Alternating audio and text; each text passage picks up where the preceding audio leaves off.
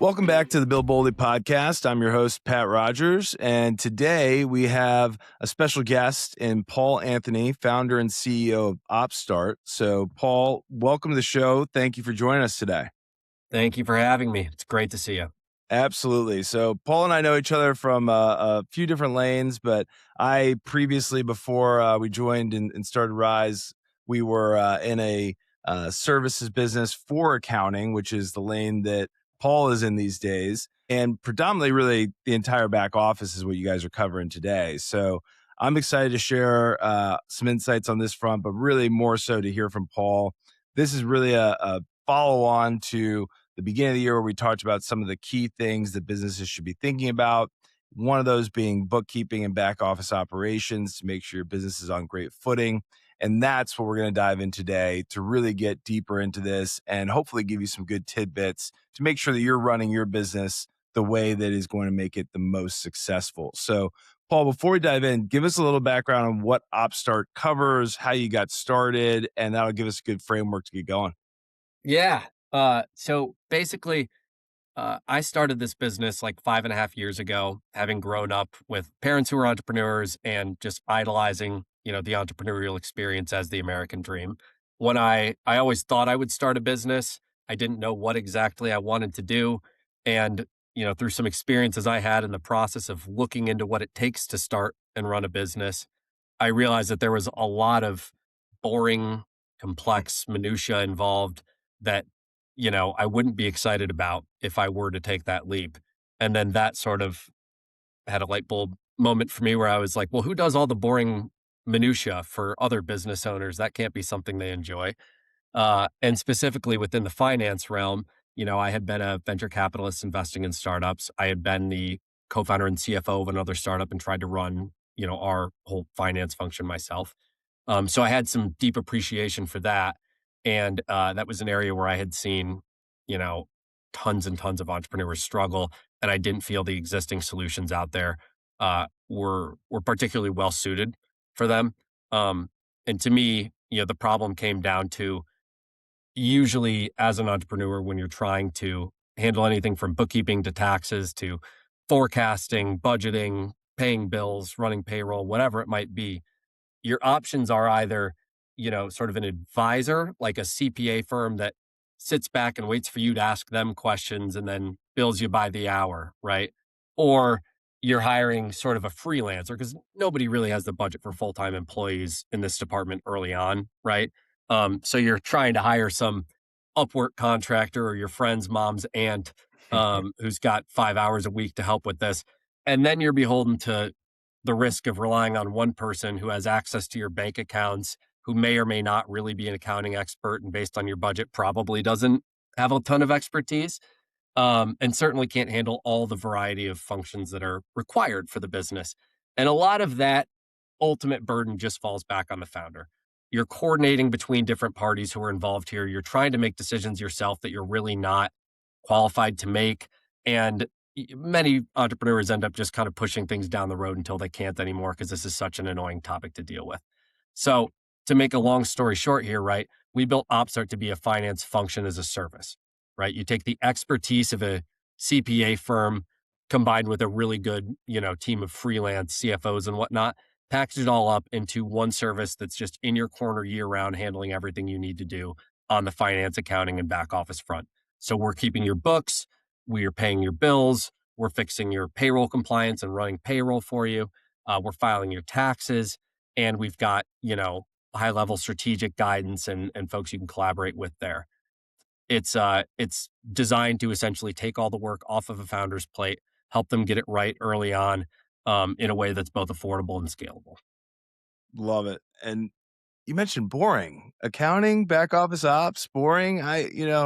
So fun, right? We just lost our 2 accountant listeners here. They're very offended by what I said. But yeah, this is probably, if you tuned into this podcast, good for you. Because I think it's a very important topic for entrepreneurs to learn about. In my experience, I'll just say I get a lot of calls pushed off until later. Yeah, right. Exactly. And we'll try to keep this as exciting as possible. But I think, to your point, this is the reason that it falls on the back burner. This is the reason that entrepreneurs and owners end up scurrying at the end of the year to find those paper receipts they had in their back pocket at one point in time. And just there's more stuff to do. And most people start a business because they have a skill set. And that skill set is probably not accounting unless you started Opstart or another accounting business, right? And That's so, right. I like to say we handle the necessary evils, right? right. And our mission statement as a company is to make entrepreneurship easier for everyone. So Yep. this is our value Absolutely. proposition. There we go. So knowing, this challenge that is there, where do you find it's the time to, baseline, you're starting a business? What should somebody have in place as they're just getting started out as just the absolute minimum they need to get going?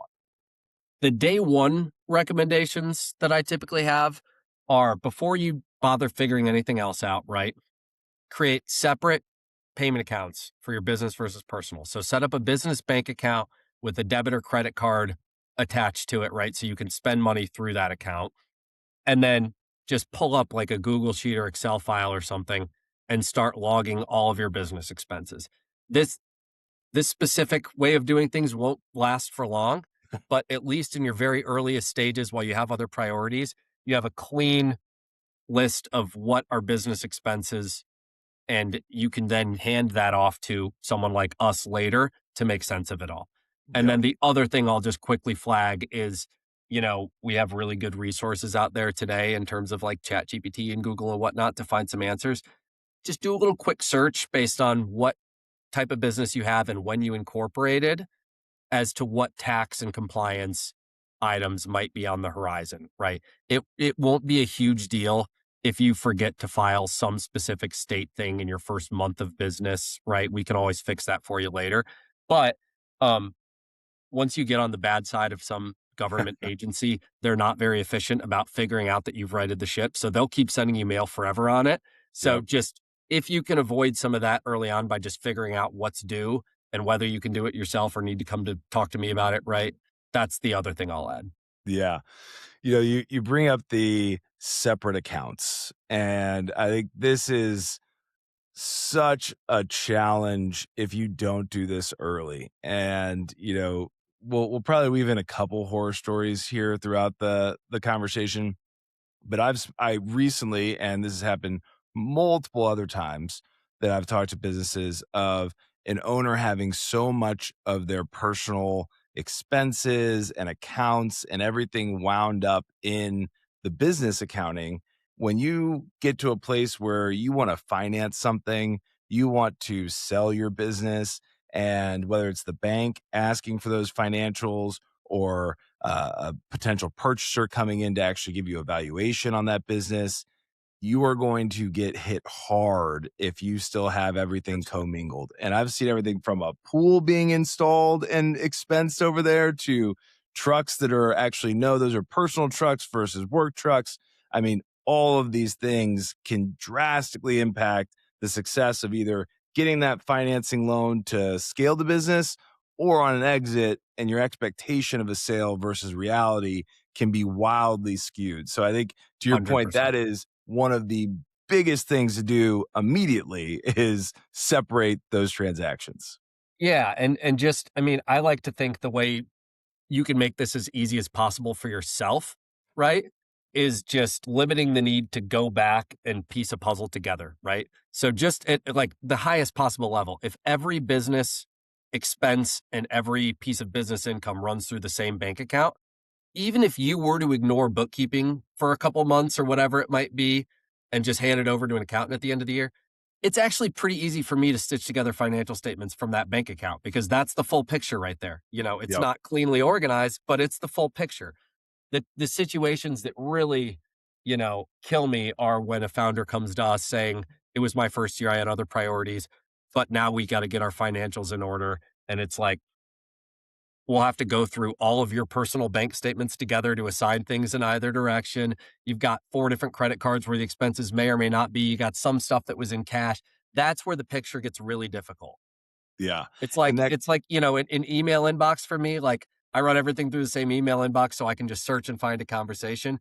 Imagine if you were emailing from 4 different inboxes at all times and then had to figure out who you corresponded with, like, it's a bad system of doing things. Yeah, and that cleanup cost, in most cases, even if you're finding a strong, option like Opstart that, can give you a fee that is, affordable when you're getting started as a business, that cleanup cost is where you just can really rack it up if you haven't separated those and really been thoughtful about that process. That's totally true, and I would even add just it's not just the cleanup cost, it's the hidden cost of what you were missing before the cleanup, Yep, right? Because often when we do complete a cleanup for a company, right, you've got conversations that come at the end of it where it's like, "Okay, you probably had some personal expenses that should have been reimbursable to the business, but now you've got to get your taxes in a hurry and we're going back 16 months and you don't really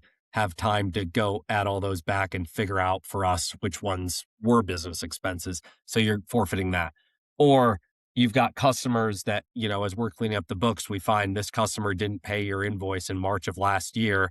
And now you have the decision of like, do I create some awkwardness in the relationship by looking bad to them and showing that we're disorganized and, asking them to pay something that's old, which their accounting department might just block anyways, yep. right? Or you double paid some contractor who no longer works for you. So, you might save some dollars by waiting for us to clean things up a year later versus paying us every month to keep it in order, just on the accounting cost, but not on the overall cost. Like that, there's you're going to miss some stuff that's really punitive in the end. Yeah, absolutely. And what we're talking about, is if you've got expenses that were missed, that is expenses that will deduct against your overall revenue. And you only want to pay Uncle Sam exactly what you owe Uncle Sam. And so Right. the more accurate that is, the more profitable you truly are because end of year tax filings, you're paying less. And I think that's the part that, especially early, ideally you're breaking even so that you're not paying Uncle Sam and you're figuring that out, in conjunction with your tax support and your bookkeeping group. So Yeah, that'd be right. I definitely mean, big time. there's a lot of, sort of unforeseen costs that comes from pushing this off or trying to do it yourself. It's missed opportunities for one. It's, the tax fees and interest because you didn't realize you had to submit a quarterly payment because you didn't even know if you were profitable, right? Or you didn't realize you had to file in a certain state, pay sales tax here, whatever that might be. It's like I said earlier, the customer that you forgot to invoice, the vendor that you double paid, whatever that is. And what I would really encourage founders here to do is just reframe bookkeeping a little bit in your mind. It has this brand reputation as just the boring check the box thing, right? You've just made sure all your receipts are organized and your transactions are categorized. And like to some level, that's true. It's also just the foundational data source for all of your financial decisions, Yep. right? Bad bookkeeping means bad everything with finance. You're going to be flying blind when it comes to deciding whether you can afford to hire someone or not, right? Deciding whether you should price your next customer at the same amount as your last customer because you don't actually know if they were profitable or not. Figuring out what you need to pay for quarterly taxes and getting that estimate right. Like all these decisions are really, really easy when you have good books and really, really impossible when you don't. So again, like for us, we close every client's books every month. Yep. And sometimes when I talk to entrepreneurs, they feel like that's overkill, right? But then they always end up agreeing with me on the value in the end because there's going to be something that comes up where you want to go get a bank loan, an acquirer came and asked to see some financials to start a conversation, or you catch something like what I just described. And it's so much easier because your books are clean. Whereas if they're not, it's not just that you have to make a worse decision. Sometimes it's just you miss the boat on it, right? You just can't do it because it takes too long to get cleaned up and seize that opportunity in a realistic time frame.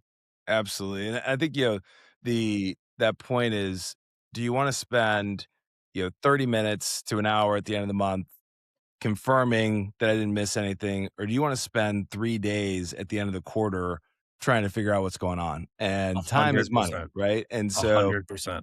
I think that's such a great point. And, we could dive into some of these kind of common mistakes that we want to help people avoid. One of those that you referenced a couple times is that ARAP puzzle. And, the other element of when you're just getting started is nailing down that kind of invoicing process from the generation of it to the collection of it, and ideally collecting immediately if you can. But let's talk a little bit about that. When you're thinking about setting up that initial ARAP process, so accounts receivable AR, accounts payable AP. So, what are we invoicing customers for, and who owes us money, or what do we owe on the payable side? How do you think about that? And what are some of the common challenges that folks run into that they can avoid if they set this up early and often? Yeah, totally. This is surprisingly maybe one of the biggest problem areas for entrepreneurs in my experience. Um, this is usually a leak that emerges early and then really ends up with you taking on a lot of water later. So, the things I would keep in mind setting up these processes early on. For one, depending on the goals of your business, right? I'm assuming if you're listening to this, you want to grow, right? You want to scale, you want to, you know, get larger. These processes have to scale seamlessly. Otherwise, they're going to end up taking way too much of your time as you get larger. And inevitably, you're going to run out of time and things are just going to start to slip through the cracks. So, the first thing I would tell you is even when you're just signing your first few customers and starting to send those bills, invest the extra 30 minutes for each of those invoices to make them automated and recurring, right? To find a system that's going to make it efficient and trackable moving forward, right? Don't just email a PDF because it's easier every time. And then you're digging back through your inbox trying to piece together who paid what and tying it to your bank and all. Like, set up a system, even if it takes a little bit more time up front, it saves you a lot of time later. So that would be number one. The specific system and process is going to be different for everyone. What I tend to recommend and do with our clients is you have 1 day a week for your AR and AP, right? And obviously, we all get excited about collecting money, and sometimes you want to send a bill the second you can, right? But structure it as 1 day a week, right? Create one folder for all of your contracts, one for all of your invoices, right? One for all of the bills you've received from vendors, as well as those vendor contracts and the W-9s from vendors, right? Yep. And in that weekly meeting, you can pretty easily just maintain like an Excel list of which customers you should be billing, which vendors you owe money to, what the due dates are, and what the amounts are. And you can pull that up ideally with, your bookkeeper or finance partner, right? And just go through here's how much we have in the bank, here's how much we can bill, here's how much we can collect or pay out, excuse me. And you're usually also identifying customers that owe you money that require a follow up there, Yep. right? So just having that one meeting per week with a clean folder structure and a Excel tracker is a great way to stay on track early on.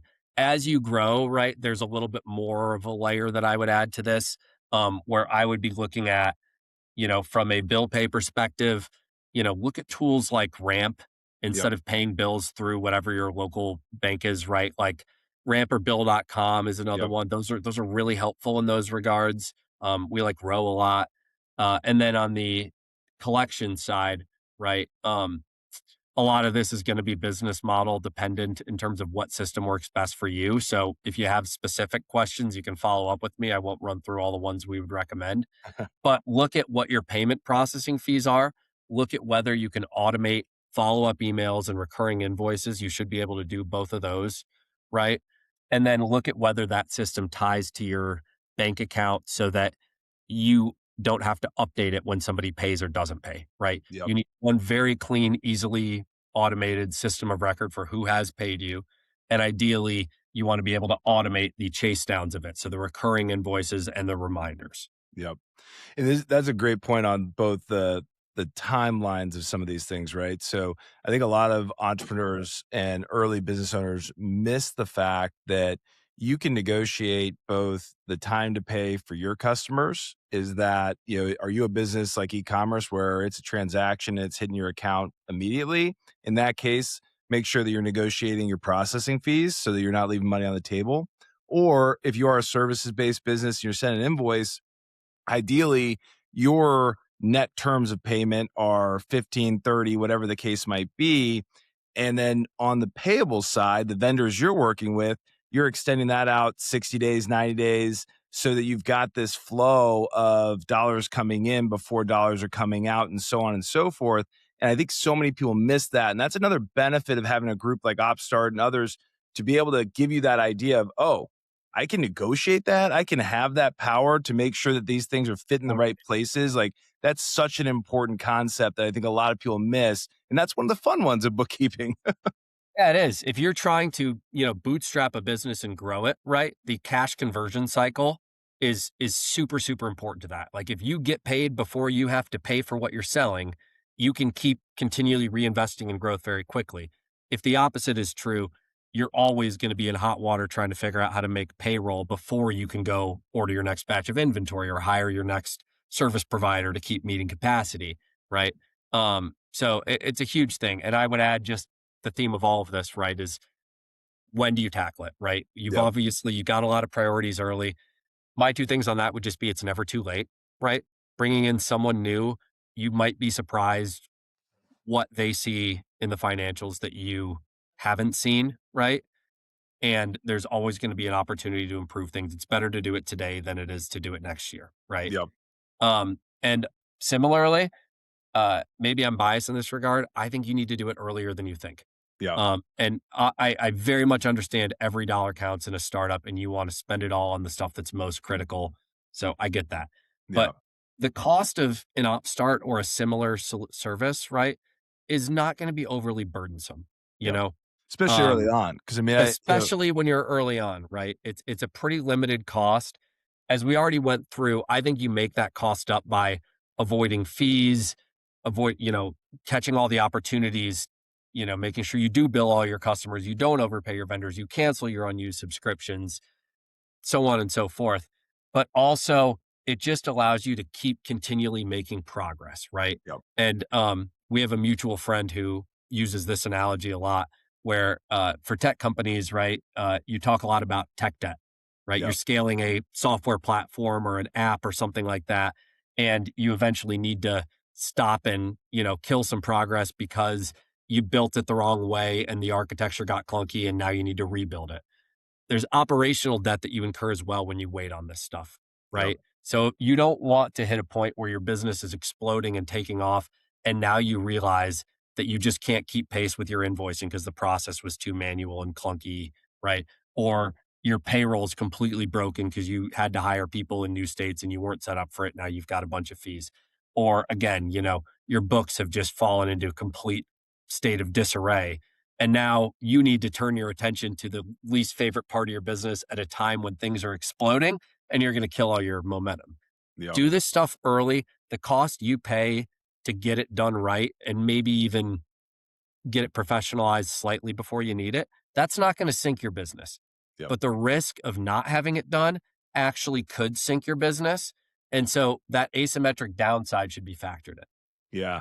Well, you bring up a couple great points there. And I think there's an area that I want to dive into on kind of that operational debt that can come out of this, which is there are certain groups that absolutely need to get paid in order for your business to survive. And Mhm. I think number one are your employees.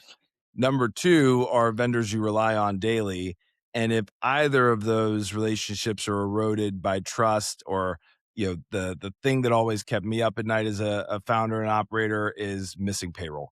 And that type of challenge, when you don't know the dollars going out and the dollars coming in, and having that not only weigh on you day to day, but also if it actually happens, can absolutely crush a business. So let's start to dive into a little bit of that. How do we manage that process to make sure that we're prioritizing what's most important and what's most critical to the continued success of a business? Yeah. To me, at a high level here, the best way to stay on top of that is going back to something you said earlier, just to stay informed and have things clean every month, right? Because what I find as a business owner is whenever something material happens in our business, right? We add a new big customer or we lose a large customer. We hire someone new. We switch, terms with a vendor and have to pay them twice as much. it's pretty easy for me to mentally know what that means for our cash flow this month because I know very well what our cash flow was last month, right? So if I add a new customer that's going to pay me $10,000 in January, I know that my profit for January should be December profit plus $10,000, right?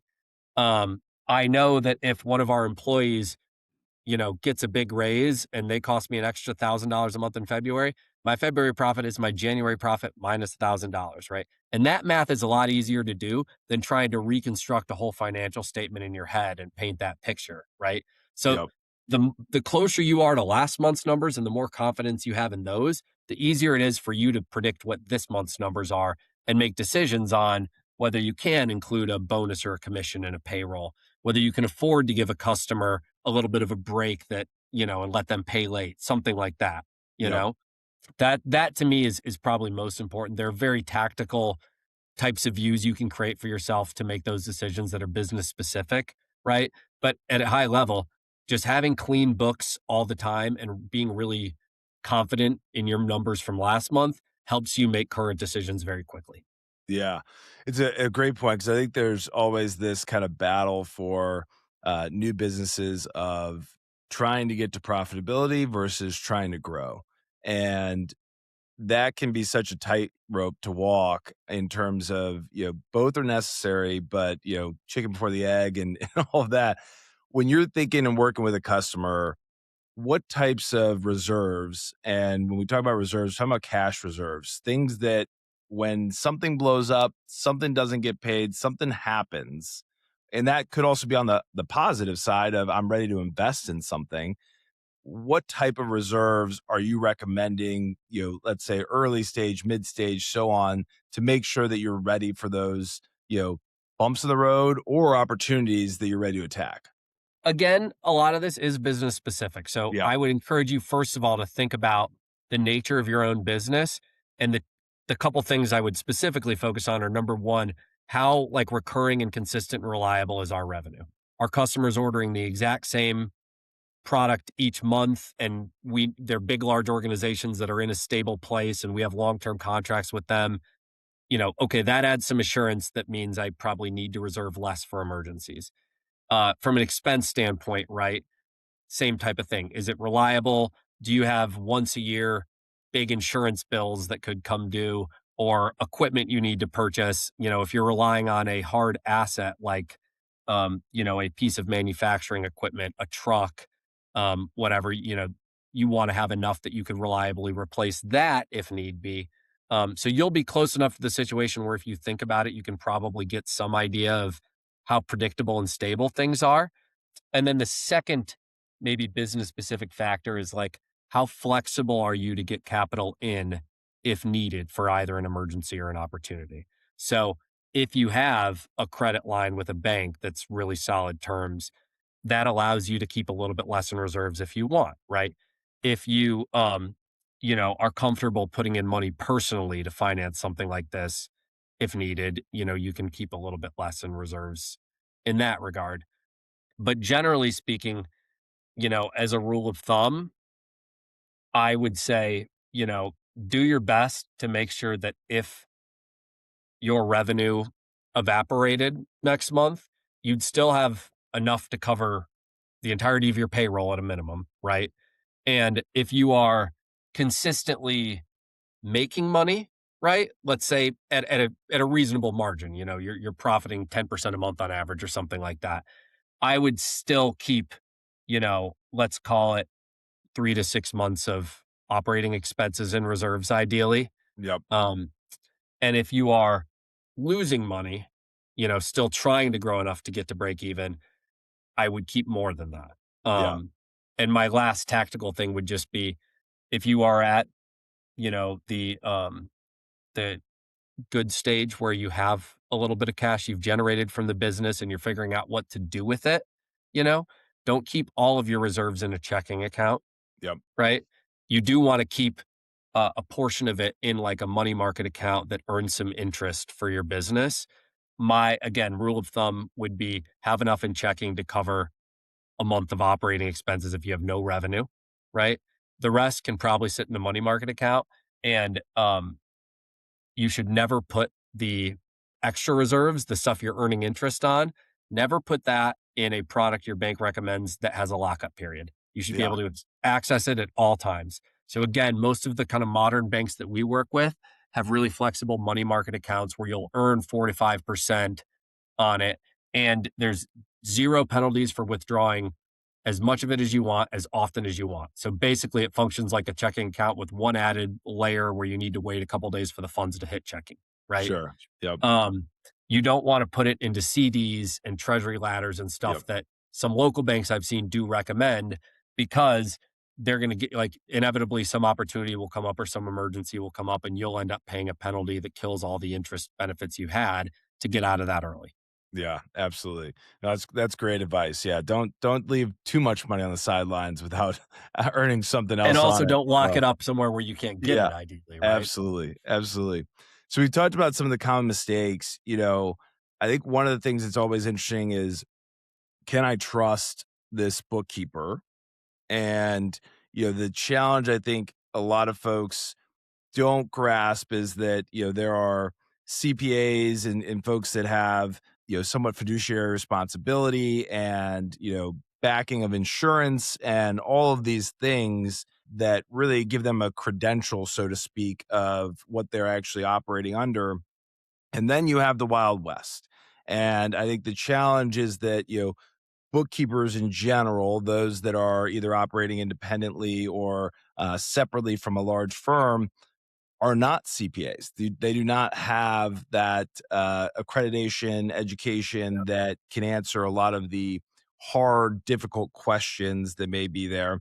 But they also are not supported by that accreditation and insurance. And so there can be challenges of fraud, access, et cetera. So when you're thinking about a business that is looking for this first step, what are some of the things to avoid or at least fact check to make sure you're bringing in the right person, or at least the person that's not going to rob you blind, which folks have seen and had happen. 100%.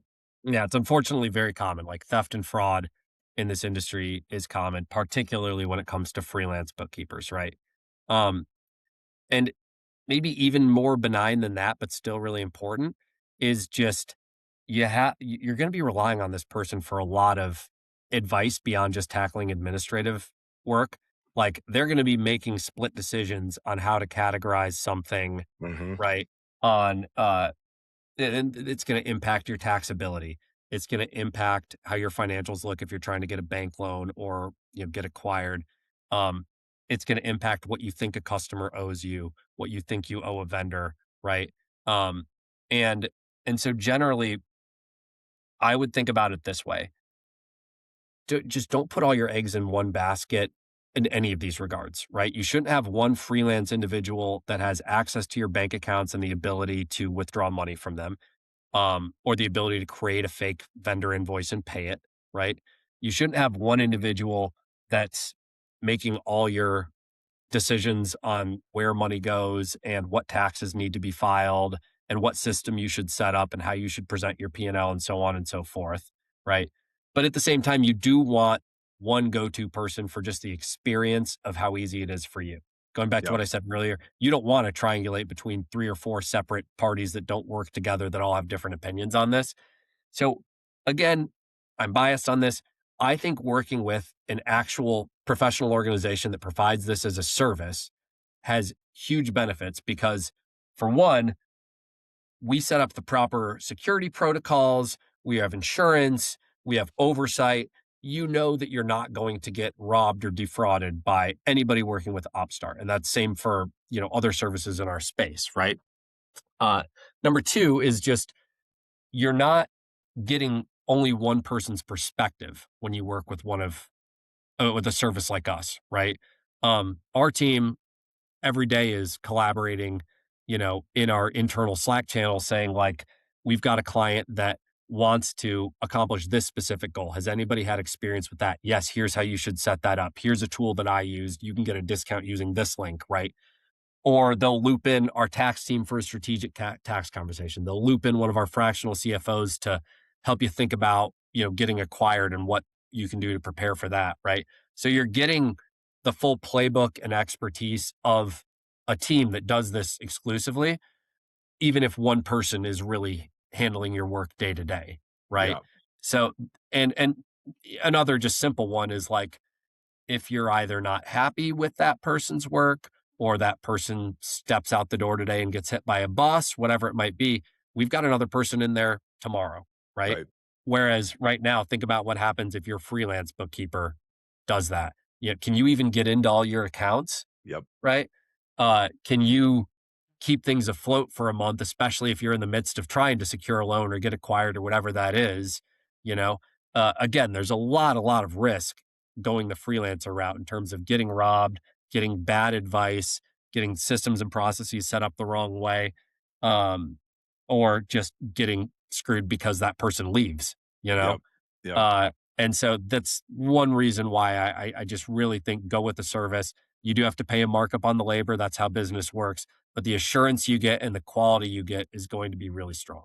Yeah. And I think you bring up a good point. It's not only just have you seen this problem, but you're working with similar businesses every day at different stages of evolution. And therefore, as you're climbing that ladder, this is a sounding board for the next step, the next challenge, the next problem that can be solved. And I think that's so critical when you're working with a group that actually has that full 100%. understanding.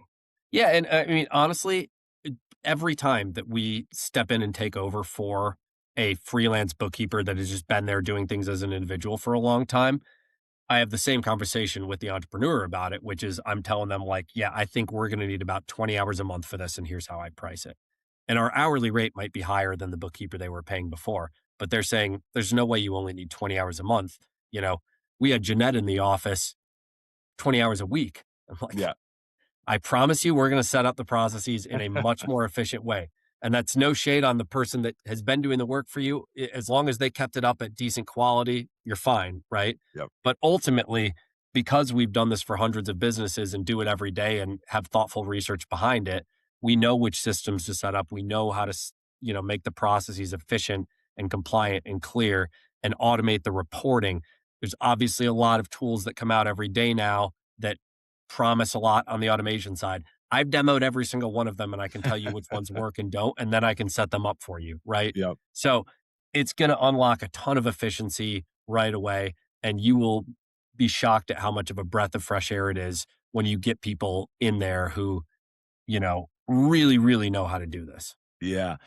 So that brings me to you mentioned categorization a while ago and some of these systems that are in there. So when we're thinking about categorization and bookkeeping, it's this expense is related to X activity, this invoice is related to X product or service, and so on and so forth. And I think there's a misunderstanding of how important the accuracy of that categorization is, both from the end of year at tax time, saying what is deductible and what is not, as that is a moving needle every single year of what can be in there and what can't. But also, I think about it a lot as if it's my CRM and I want to know, this is a client that is a enterprise client in the healthcare space and it was the chief compliance officer that bought this. That's how I know where my next dollar is going to come from and how I can really improve my sales process and what's going to make it Sure. successful. When we look at that on the bookkeeping side, this is the language of your business. This is where are we successful? Where are we overspending? Where are we underspending? And how's that impacting? So, when you're thinking about categorization and the importance of that, what are some of the challenges that folks run into, or even that they just misunderstand before they get to you of how they're doing that, or maybe even the lack of granularity that comes with that can be another challenge when they're just getting this overall process rolling?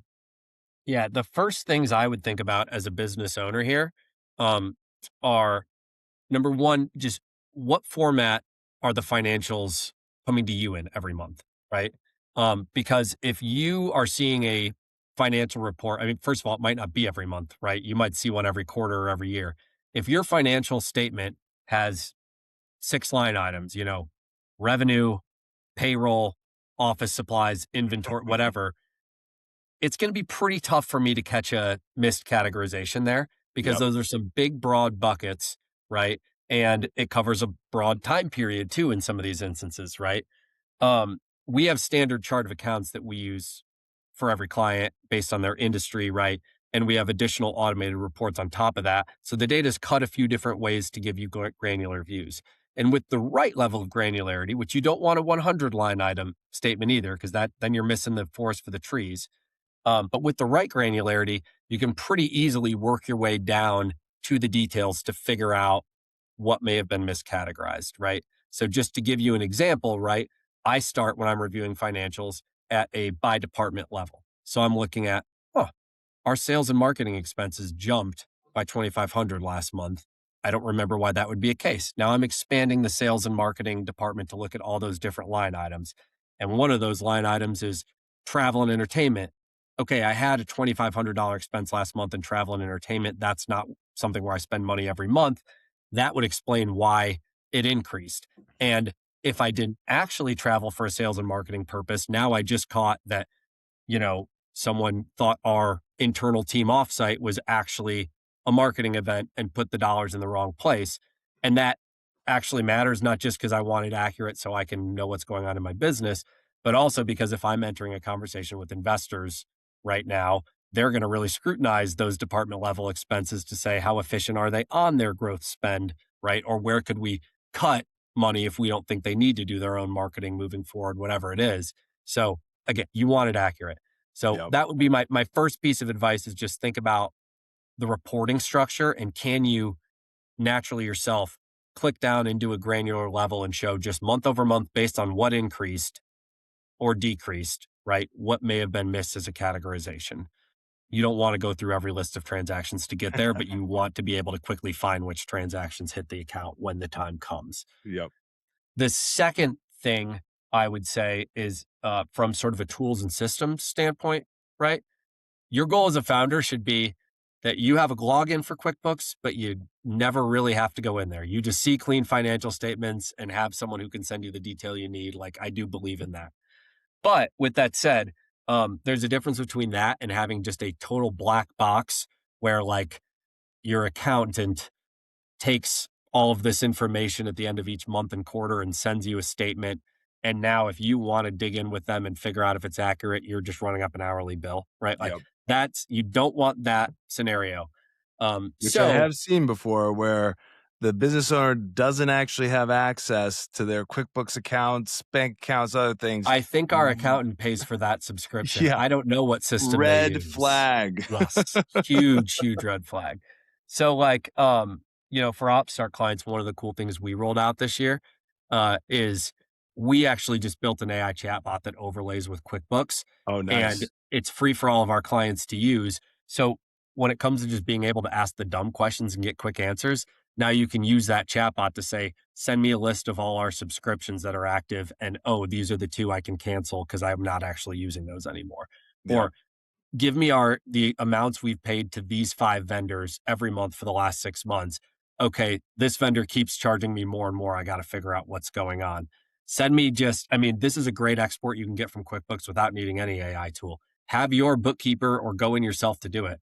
Export a list of expenses by vendor, right? And where they're categorized.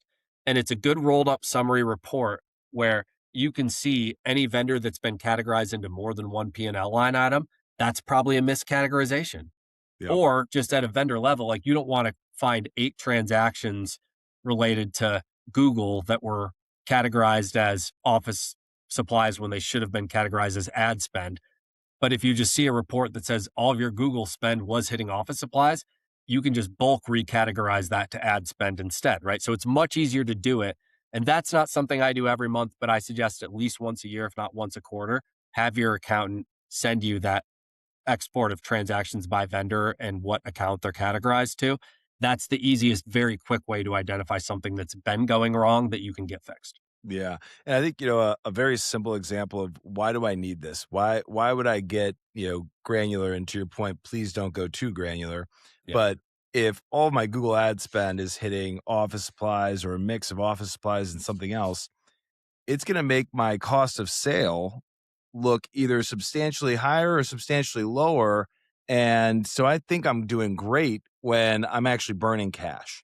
And Yeah. I think that's a very simple example of why do we categorize so that I can very easily say, okay, I need this input and that input to compare to say my cost of client acquisition or my overall, return on ad spend looks like X. If I can't see that, I'm going to have a huge problem and I can't articulately understand why my business is doing well or doing poorly. And so I think Yeah. that's a very simple reason of like, please, please, please do this. The intangible value of just having a really good idea of where all your money is going every month should probably be obvious to everyone on the call.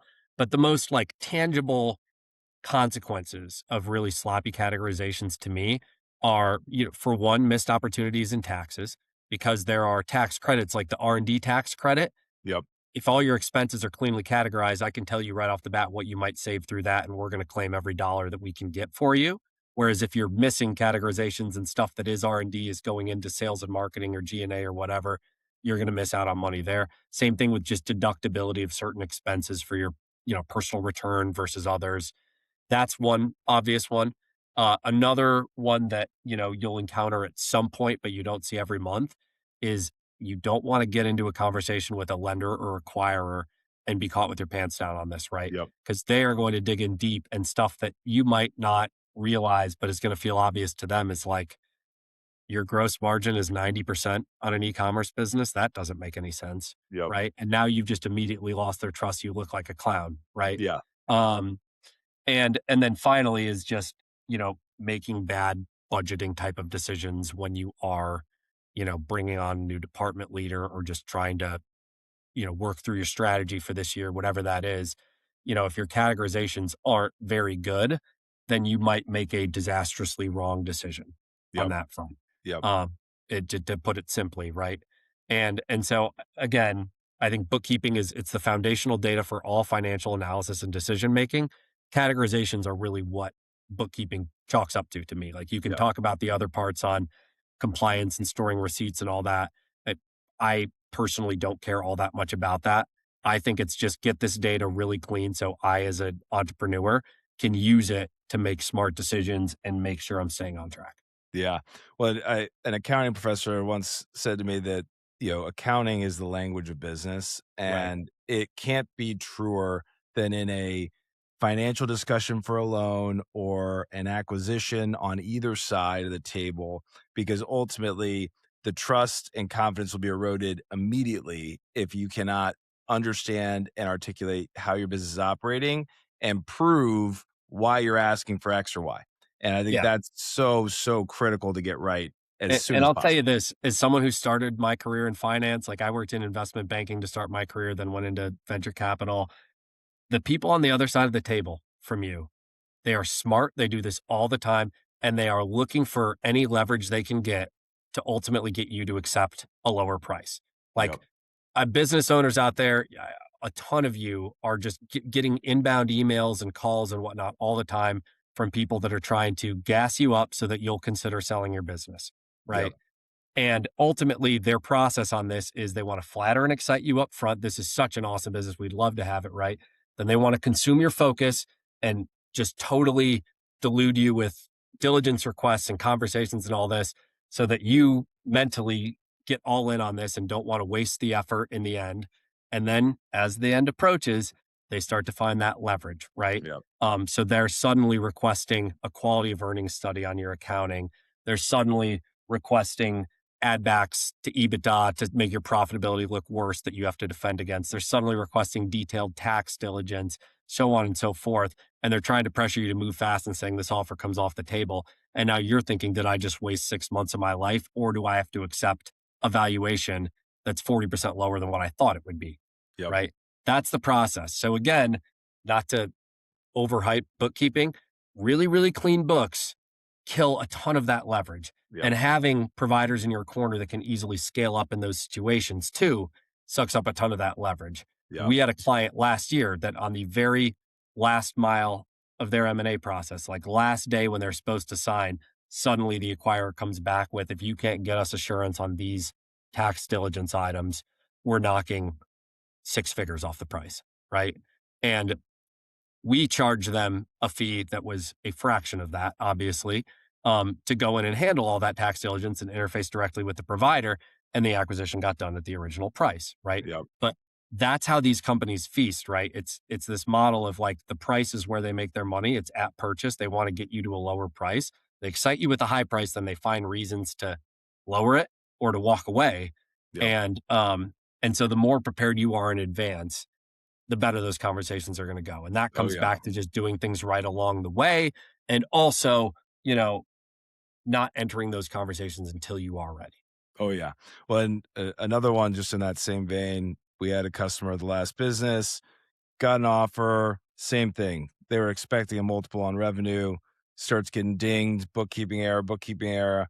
So they end up not going through, but now they're coming to us to clean up 5 years of data to hopefully get there. Well, that's now costing them pretty darn near, 6 figures to get there. Now in the end, that cleanup and all that work got them a price, $1 million higher than what they were expecting.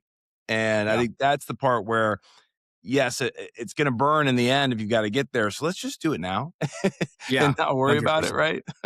It's again, it comes back to this stuff that like, while every dollar matters, what are the things that you can afford to spend money on that the Yep, extra 500 or 1,000 or 2 grand per month isn't going to sink your business, right. but the asymmetric downside of avoiding it can sink your business in these scenarios. Like Yep, just plug those, leaks before you feel like you have to.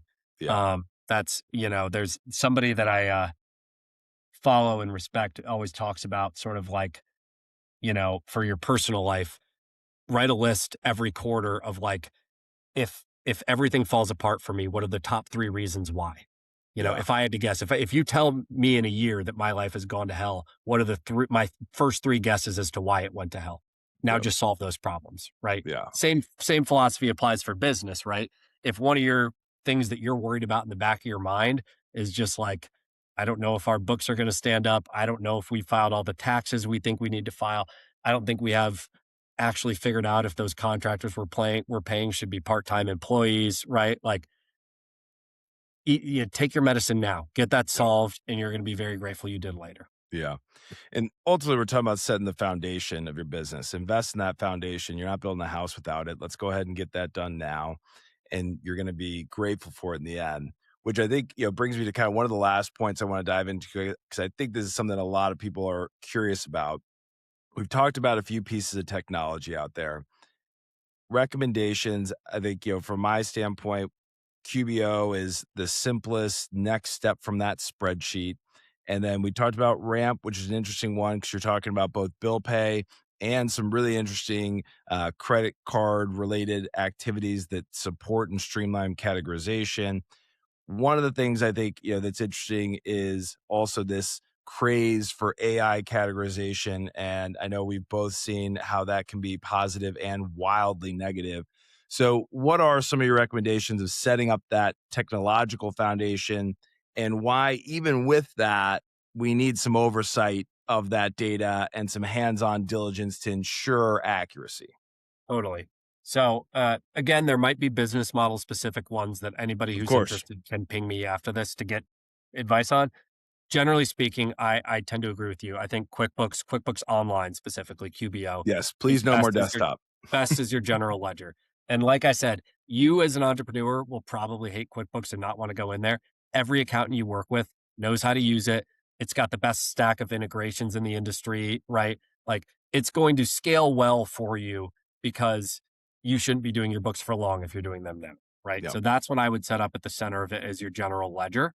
For payroll, I would set up um, either Gusto or JustWorks as the PEO.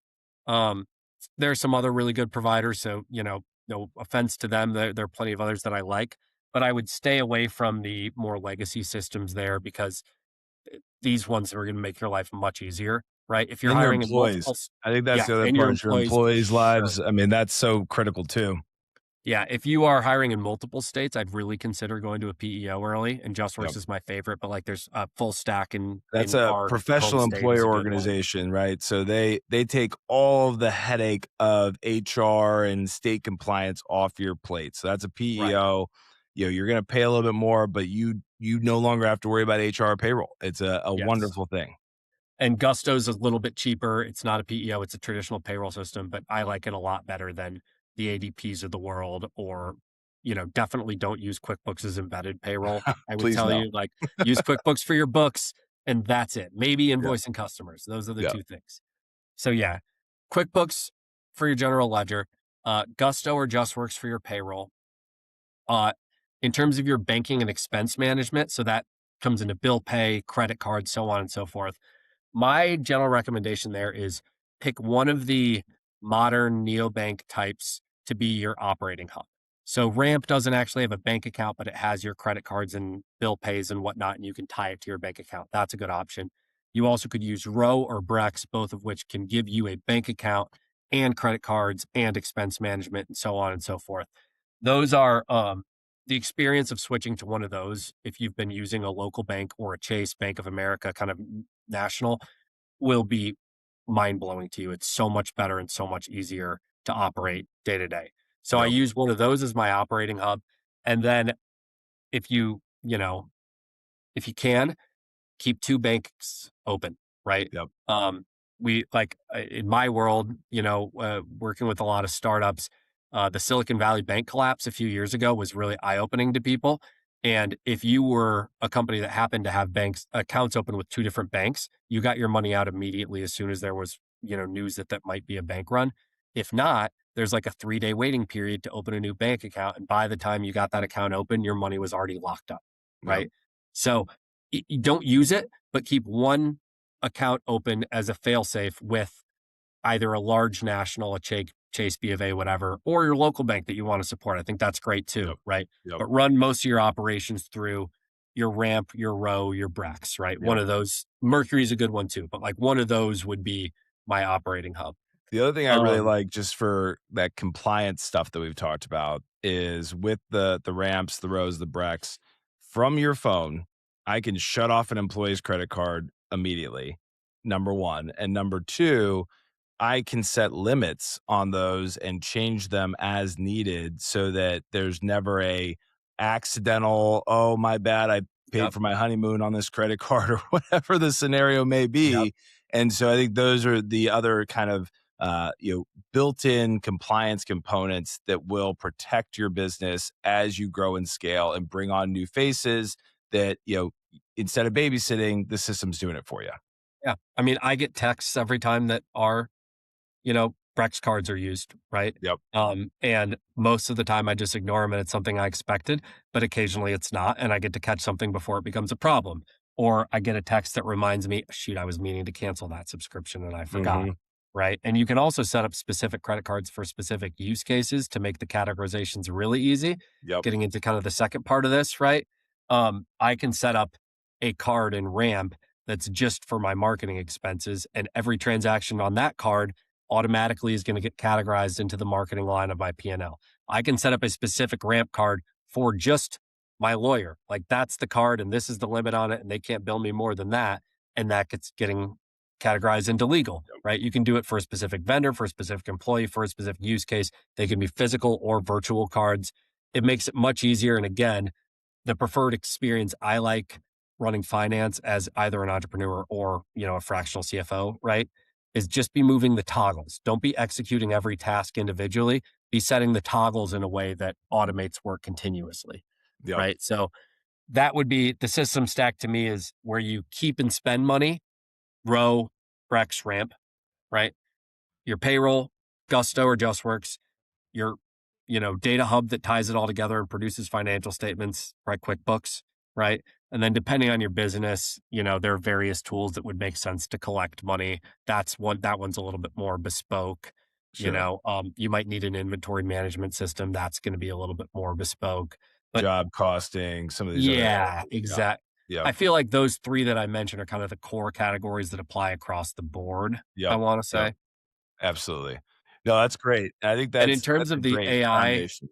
in terms Yeah. of the AI usefulness, I'll hit on that because everybody wants to know. The simplest thing I can say is that your immediate gut instinct as to what AI does in accounting is probably the exact opposite of what it really does. Like, I think as an outsider, the temptation is to say, well, with AI, all the bookkeeping can be done automatically, and I can just pay a CFO to do the strategic, interesting analysis on top of that. AI is actually better at the strategic analysis than it is at the categorization work. I don't Yep. know why. I'm not that Yeah. smart, but I can tell you from experience that's true. The best way to automate your categorizations is the type of thing I just described doing in Ramp. So set rules in QuickBooks where the vendor gets automatically categorized to the same line item the next time you spend money with them, or set up dedicated cards in Ramp that automatically flow into the right line items. In Gusto, put in departments for every employee and set up a journal entry so that it automatically, the payroll gets sorted into the right department, Right. so on and so Right. forth, right? Yeah. If you do all that the right way, you don't really need a lot of AI to make interesting decisions on top of that. And I wouldn't trust their decisions anyways. You and I have both seen Oh, yeah. way too I mean, the many simplest horror stories. example is look at your own personal statement, bank card for Amazon. The name for Amazon will change almost every single Every time. transaction that you're getting, and so even AI can't figure out, any consistency from that vendor, and that's the And it largest vendor in the world. Exactly. Yeah. And if you're like me, like your bank probably has some like budgeting tool they're trying to get you to Oh, use. yeah, If you pull up the app, you click on it, and it's laughable how bad their best guess on all the categorizations is, right? for sure. Um, so I actually would flip it on its head and say the things you should use AI for are like quick high level analysis. Tell me where to look. Tell me what transactions here look fishy to you or what surprises you when you see this P&L. Summarize what changed most between our expenses last month and this month. Those are really good use cases for AI. Again, we built a tool for that, but you can upload your statements if you're not too worried about security to some of these online tools and try and run similar analysis. And then from more of an operational perspective, right? There are certainly plenty of things when it comes to like tax onboarding and document ingestion and stuff like that that we use AI for to be more efficient. I don't think it's practical for you as a founder to do that type of Right. thing yourself. Yep. So like providers like us can get a lot of value from it. On your end, what I would just tell you is try and use AI for sanity checks and quick strategic analysis and high level things like that. And try to work with a provider who is appropriately bullish on it, right? You Yep. don't want to work with someone who refuses to touch AI and sees it as a threat because you're missing out on opportunities if that's the case. You also don't Or a want to work. headless provider, right? A Yeah. provider that you don't have a direct point of contact means that that's what's happening Stay behind the away right scenes. away on that. And that Yep. falls into the second category, which is like, do not be enthralled by the AI for bookkeeping Yep. thing. Like my AI bookkeeper does all the work. There have been, again, you've been in the industry too. The most famous big flameouts in our industry all started with that promise. And then you discovered the work was mostly being done by someone overseas and their Yep. churn's crazy because the financials are always inaccurate and there's horrible customer support. So just work with a provider that is a human face you can deal with to solve problems with that uses AI to do better work, make it accurate, deliver it faster, improve your experience. Yeah, absolutely, absolutely. So I want to wrap this with a kind of timeline in your head of how do we graduate to these different steps. And I think we've said Mm, there's a starting point, but obviously as soon as possible, get some sort of help. Then there are additional layers of how much help, how much time, fractional CFO, CFO. What does that look like in terms of kind of a business evolution to you? And what are those break points for people to say, okay, it's time to do this so that I don't get caught, behind the wheel and I can't do this anymore, right? So, what are yeah. those steps for you? The first thing I would tell you is, as you think through all these steps, one of the smartest decisions you can make is pick a provider that can scale with you through all of them. Because your needs are going to increase as you grow and you don't want to overbuild this too much early, right?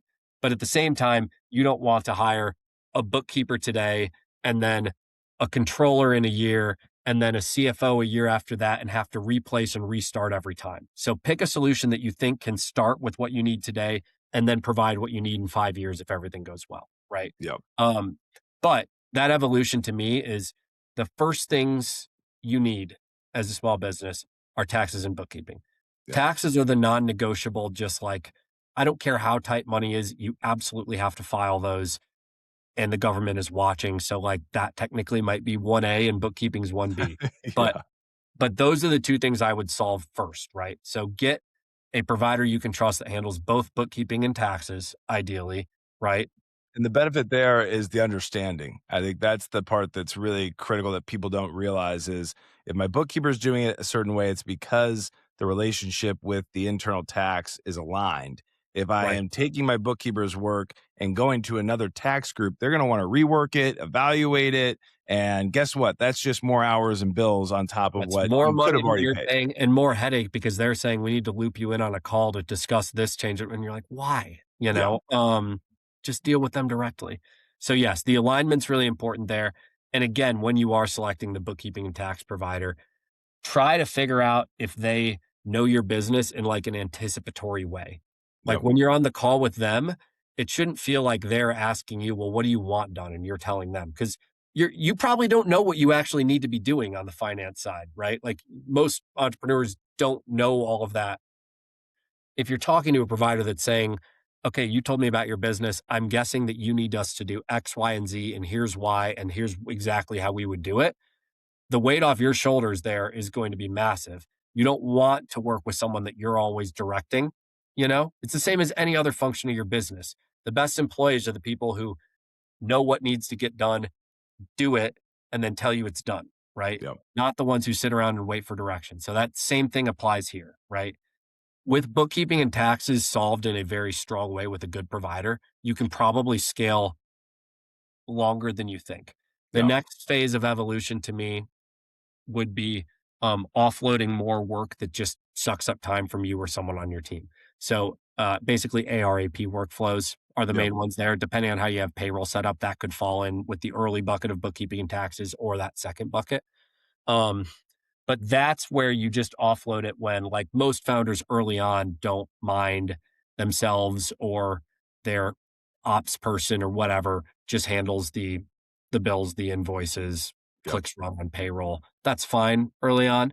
But eventually you get to a point where you're spending time on that every week that could go to a better use case.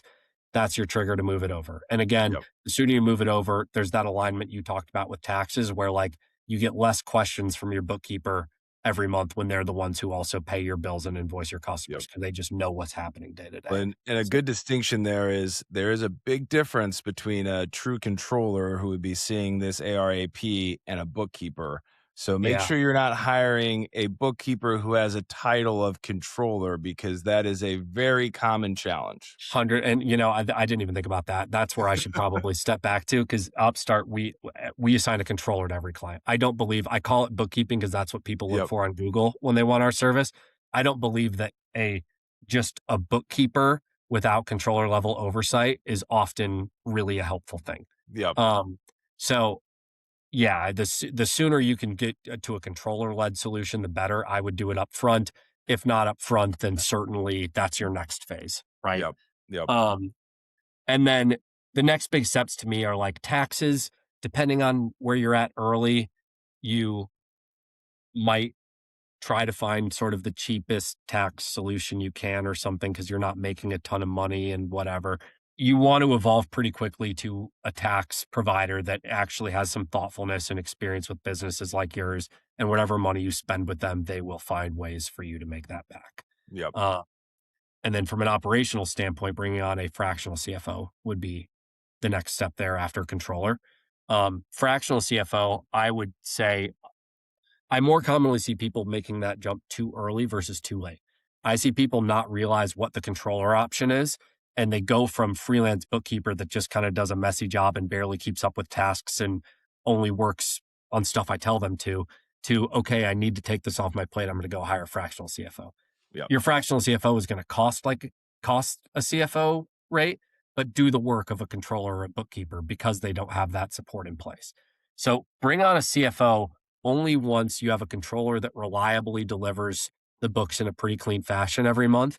And now what you're struggling with is how do I use those books to create a better business, right? Yep. What insights can I really glean here on like how we can be more profitable or what a bank and potential acquirer is going to see when they look at the financials or how we can supercharge growth, like what's going to be most effective in here. Bring in a fractional CFO as basically a thought partner and a strategic collaborator who's really good in Excel. Yep. That's what I would tell you if a CFO is above all else, if you have a good controller, right? Yep. And I mean, Um, I'm just gonna throw out a random number, but yeah, I personally, until you have reached, let's say, $1 million in revenue, that's the exact number I had in my head. like, don't go there because you have too many operational things that need to be done. You don't have enough operational capital to go look at what investments I can make and what I can do. Until you reach that, that's a back burner, and get your basics and fundamentals nailed down strong. Yeah. If we're going by dollars here, it's like you need taxes at $0. That's Yeah. just you need to regardless. I've learned that lesson the hard way. Even if you have zeros on your financials, you need to Yep. file taxes. Yep. You need bookkeeping as soon as you can afford the minimum monthly cost of a decent provider, right? Which, like, I think decent providers tend to start in the range of 500 to 1,000 a month, right? Yep.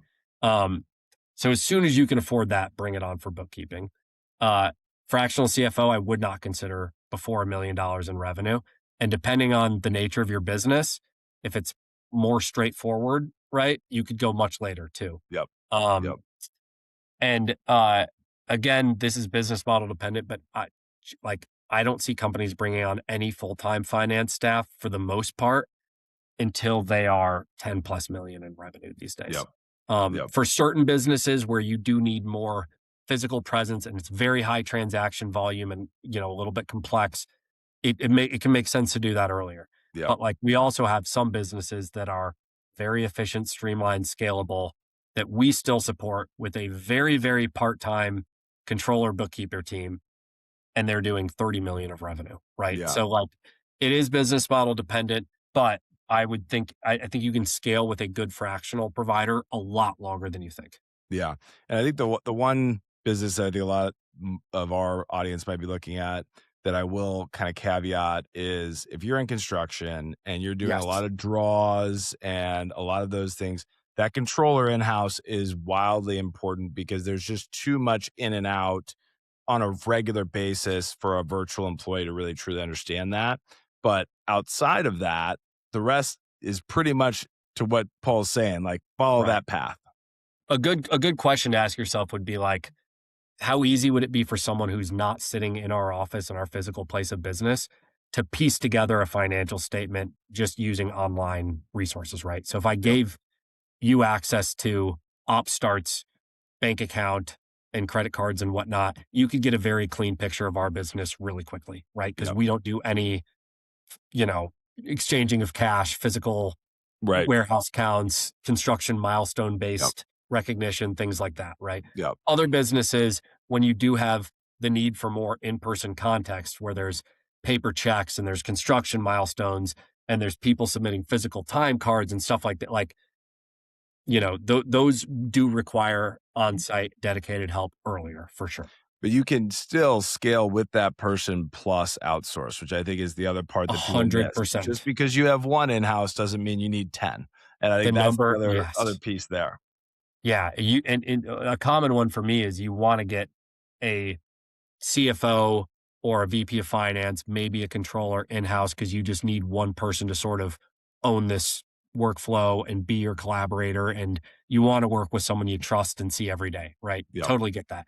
That person does not need to hire 4 full-time support employees to handle these various functions. They can work with one outsourced service like us to do all of that work for less than the cost of one employee.